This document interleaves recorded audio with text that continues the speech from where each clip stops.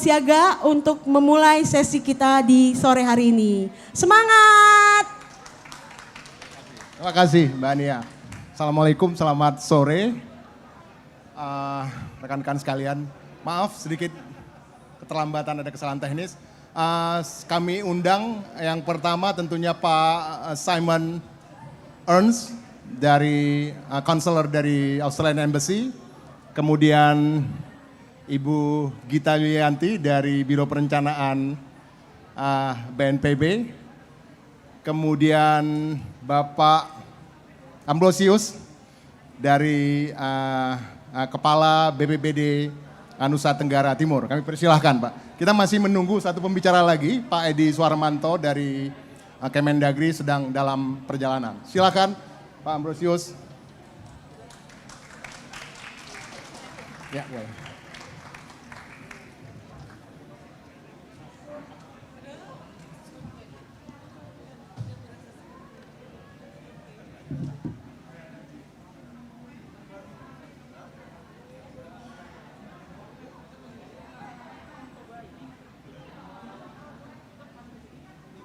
Nanti Suarmanto nyasar, supirnya nyasar ya Pak Edi. Kacau kita ya. Please Pak.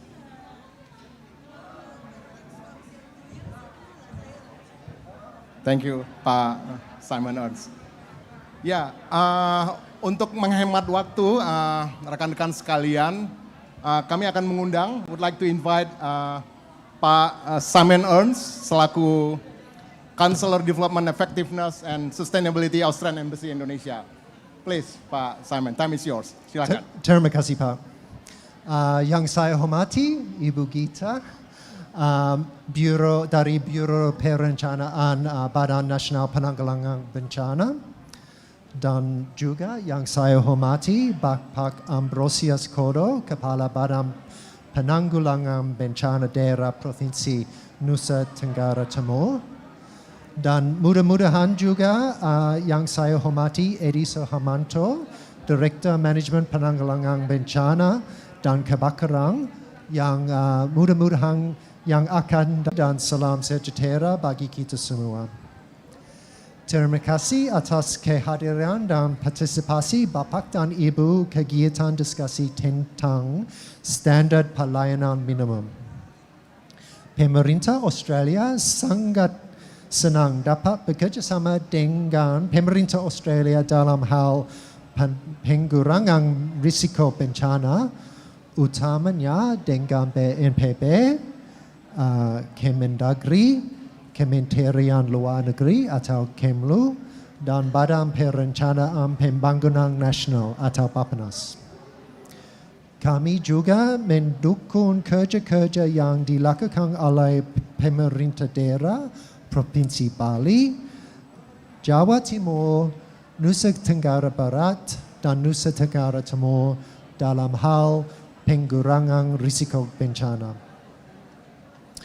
Kemitraan dalam bidang pengurangan risiko bencana dengan Indonesia merupakan prioritas kami. Karena kami menyadari pentingnya PAB bagi Indonesia yang seringkali menghadapi ancaman bencana yang beragam.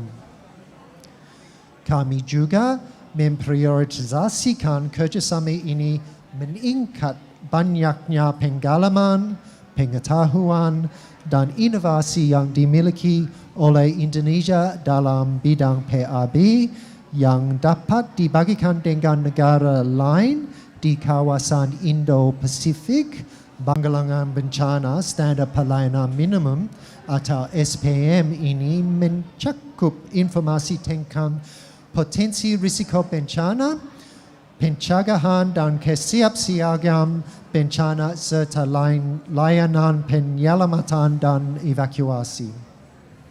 Selanjutnya, pemerintah pusat telah mewajibkan semua provinsi dan kabupaten untuk mengintegrasikan SPM penanggulangan bencana ini ke dalam perencanaan mereka dan memprioritasasikan program dan anggaran untuk pemenuhan SPM ini.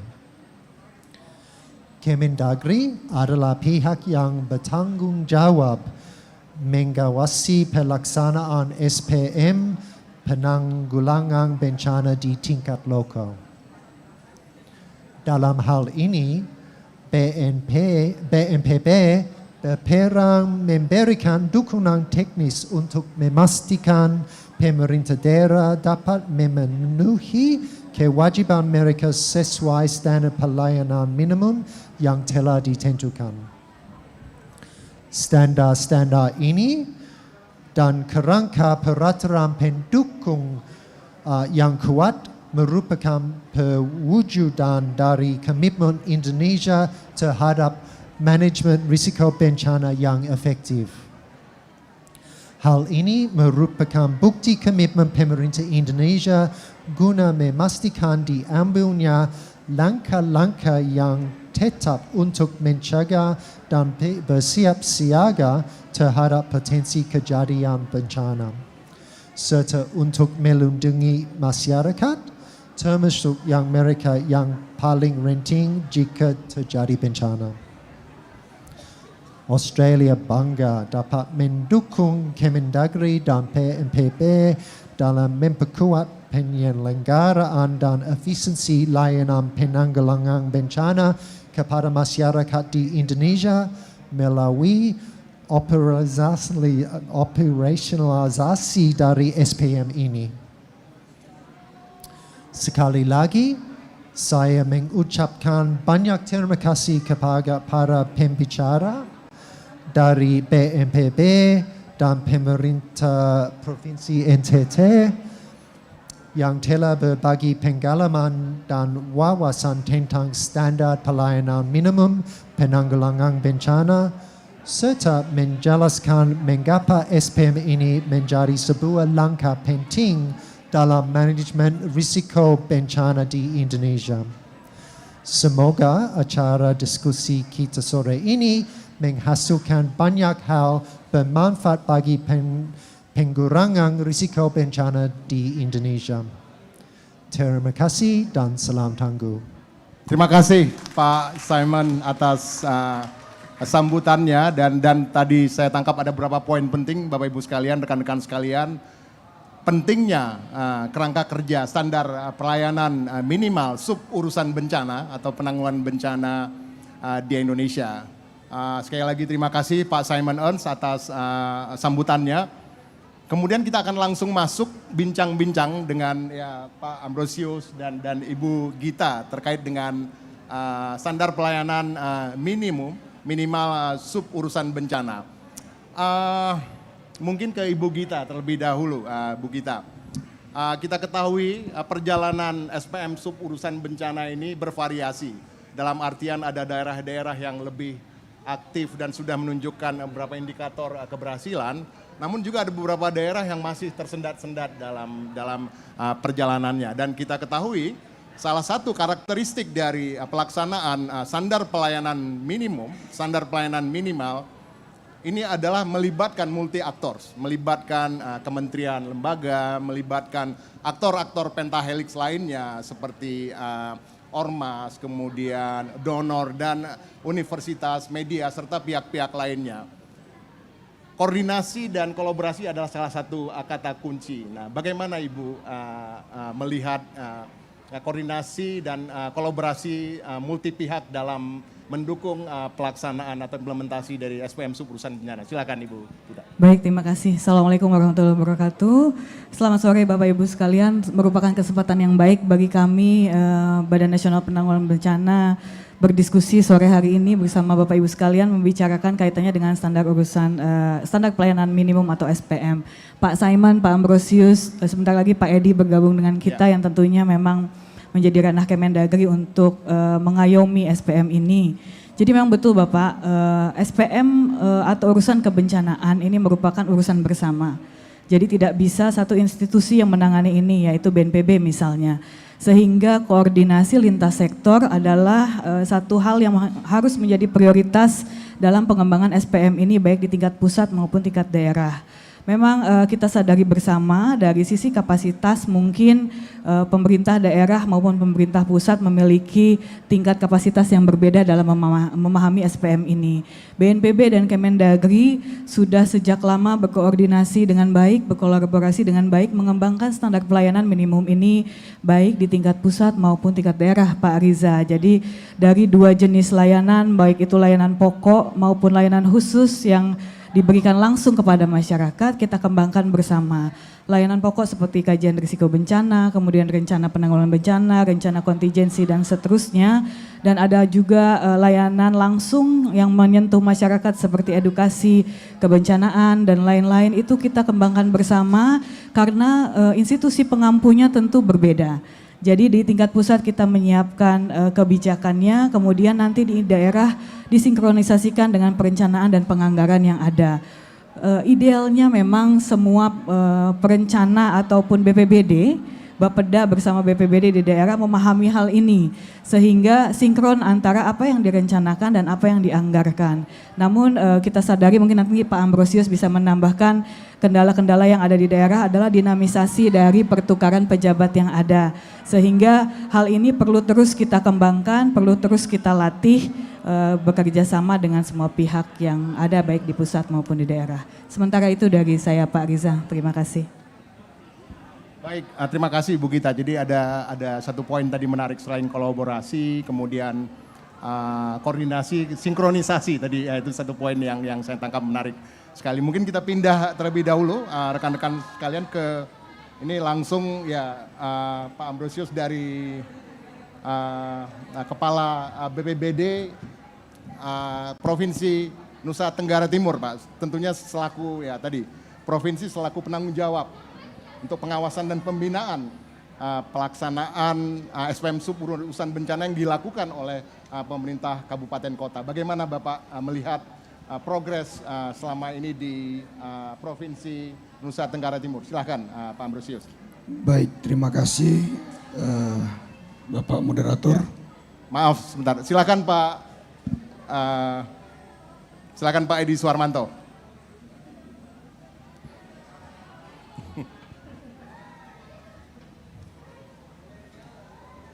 Ya, Bapak Ibu sekalian, Pak Edi Suwarmanto di sebelah kanan saya, beliau merupakan Direktur dari Manajemen Penanggulangan Bencana dan Kebakaran Ditjen Administrasi Wilayah Kementerian Dalam Negeri. Terima kasih atas waktunya. Silakan Pak Ambrosius untuk melanjutkan. Baik, terima kasih Pak Direktur, selamat sore.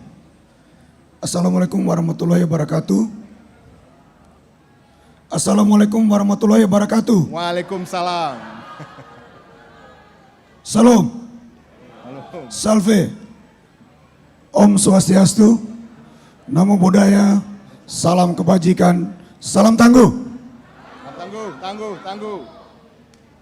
Mungkin karena sudah sore jadi kurang bersemangat. Baik, terima kasih atas kesempatan yang diberikan. Saya ingin berangkat dari hal yang paling pokok. SPM, penerapan SPM dengan PP 21 2018 sudah. Lalu kemudian saya ingin bergerak dari awal. Kita bicara soal SPM sebenarnya adalah pada tahap kesekian. Saya ingin kita berangkat dari awal di dalam mekanisme perencanaan pembangunan daerah. Di dalam penyusunan rencana pembangunan jangka menengah daerah hanya disyaratkan itu dokumen kajian lingkungan hidup strategis. Tetapi daerah tidak disyaratkan untuk memiliki dokumen rencana penanggulangan bencana daerah. Kalau kita mulai bahwa setiap daerah yang mengajukan mengasistensi rencana pembangunan jangka menengah daerah wajib memiliki rencana penanggulangan bencana daerah, saya kira kita sudah mulai on the track. Sehingga itu akan berkonsekuensi kepada perencanaan penganggaran selanjutnya. Teman-teman di daerah, kabupaten kota kesulitan di dalam rangka pemenuhan SPM. Karena apa? Karena tidak didukung oleh yang pertama, alokasi anggaran yang tidak memadai. Jangankan untuk pemenuhan SPM, untuk penanganan kondisi-kondisi kedaruratan daerah masih kesulitan. Yang pertama. Kemudian yang kedua, soal kapasitas sumber daya manusia yang ada di BPBD, menyambung tadi yang disampaikan oleh Ibu Gita. Perangkat-perangkat yang, maksud saya SDM yang ada di BPBD, itu begitu dia sudah memiliki kapasitas karena mengikuti diklat dan lain sebagainya, tapi kebutuhan daerah itu terpaksa dia harus bergeser, misalnya dimutasi ke urusan-urusan yang lain. Nah, sehubungan dengan ini, saya kira pemerintah pusat tidak membiarkan daerah berjalan sendiri dalam rangka memastikan pemenuhan standar pelayanan minimal sub urusan bencana. Karena apa? Setiap kabupaten, kota, setiap daerah itu memiliki kemampuan fiskal yang berbeda, sehingga inputnya berbeda-beda. Kita tidak bisa memaksakan atau mengenakan standar atau ketentuan yang sama apabila inputnya berbeda. Inputnya berbeda. Ini yang menjadi pergumulan di daerah, sehingga dukungan pemerintah pusat itu mutlak. Daerah tidak berjalan sendiri. Kemudian yang berikut, kita di daerah juga sudah mulai melaksanakan pemetaan dan mendorong daerah dimulai dengan 4 kabupaten. Ini tentu saja dengan dukungan program siap siaga. Ya, ini terima kasih juga untuk Mr. Simon ya bisa membantu Provinsi NTT untuk memulai di 4 kabupaten, antara lain Kabupaten Kupang, Kabupaten Rotendao, Kota Kupang, dan Kabupaten Manggarai Barat. Itu sudah mulai untuk mendorong kabupaten kota menuju pada upaya pemenuhan standar pelayanan minimal itu. Nah, kita di provinsi juga berharap, kebetulan Pak Direktur ada, izin Pak Direktur, seperti yang sudah kita dengar bahwa NTT akan menjadi pilot. Kami menanti dengan tangan terbuka, welcome Pak Direktur, kami akan bahu-membahu dengan Pak Direktur, dengan Kementerian Dalam Negeri untuk memastikan ada monitoring dan evaluasi yang teratur bagi daerah untuk memantau progres pemenuhan SPM. Lalu kemudian yang berikut Pak Direktur, saya kira juga untuk supaya memicu dan memacu daerah bisa lebih cepat, itu mungkin perlu penegasan kepada kepala daerah, bahwa kepala daerah sudah tahu bahwa pemenuhan SPM itu masuk dalam indikator kinerja daerah. Tetapi sampai saat ini soal sanksi dan sebagainya mungkin belum kuat, atau ada daerah-daerah yang misalnya sudah lebih baik progresnya, diberikan insentif, diberikan reward agar bisa memicu, menstimulan daerah lain juga bisa bersegera untuk menyesuaikan. Saya kira itu untuk sementara. Baik, menarik Pak Ambrisius. Jadi tadi saya catat ada beberapa poin penting. Yang pertama, isu integrasi SPM dengan perencanaan pembangunan daerah. Itu satu hal yang tadi saya tangkap, dan ini tentunya nanti akan kita tanyakan ke Pak Edi. Kemudian ada isu ya kapasitas fiskal daerah yang terbatas. Kemudian juga ada isu ya tadi sumber daya manusia khususnya di BPBD, Pak. Jadi ini merupakan isu-isu yang tadi dikemukakan, dan ya ini langsung kita bisa kita arahkan pertanyaan berikutnya ke Pak Edi ini, Pak, terkait dengan tadi integrasi SPM dengan perencanaan pembangunan daerah. Kalau ya tadi kegiatan SPM, program SPM itu tidak ada dalam RPJMD tentunya ya tidak ada alasan untuk daerah untuk melaksanakan kegiatan-kegiatan SPM sub urusan bencana. Bagaimana Kemendagri melihat hal ini? Silakan Pak. Assalamualaikum warahmatullahi wabarakatuh. Selamat sore, salam sejahtera untuk kita semua. Sebelumnya saya menyampaikan permohonan maaf karena keterlambatan. Kami tadi sempat mutar-mutar 3 kali, baru dijemput, setelah itu baru nyampe ke sini Bapak. Bapak Ibu yang kami hormati, terima kasih siap siaga. Salam hormat dari Pak Dirjen Bina Administrasi Kewilayahan, Pak Dr. Safrijal. Semestinya beliau sendiri yang hadir, namun karena harus mendampingi Pak Menteri, posisi saat ini lagi di pesawat. Akhirnya beliau menugaskan kepada saya. Baik, apa yang disampaikan oleh Pak Kalak tadi itu benar adanya. Dan ini kelihatannya tidak hanya dirasakan oleh Provinsi NTT, hampir seluruh provinsi, daerah kabupaten kota mengalami hal yang sama. Undang-Undang 23 2014 jelas sudah mengamanatkan sejak tahun 2014 bahwa urusan bencana adalah merupakan urusan prioritas wajib dengan pelayanan dasar yang dilandasi dengan SPM. Semua wajib dalam artian mulai dari anggaran, sarpras, SDM itu menjadi keharusan bagi pemerintah daerah untuk memenuhi terkait dengan sub urusan bencana. Dan karena dia berlandaskan SPM, maka dalam tanda kutip sub urusan bencana ini adalah merupakan janji kepala daerah kepada masyarakatnya. Manakala masyarakat tidak merasakan atau belum merasakan pelayanan minimal itu belum tersentuh kepada masyarakat, khususnya kepada masyarakat sebagai korban atau yang menjadi dampak dari kejadian bencana, maka masyarakat dapat menuntut pemerintah daerah tersebut. Yang kedua, Bapak Ibu sekalian, tadi Pak Kalak mengatakan bahwa prioritas keharusan yang mutlak tersebut belum dilaksanakan. Bahkan urusan pilihan itu lebih besar anggarannya dibanding dengan urusan bencana yang notabene merupakan urusan wajib prioritas utama. Di samping itu, terkait dengan pelaksanaan SPM sub urusan bencana ini, pemerintah daerah memiliki kewajiban untuk melaporkan capaiannya kepada gubernur, yang selanjutnya gubernur meneruskan kepada Menteri Dalam Negeri. Tiap tahun kami evaluasi.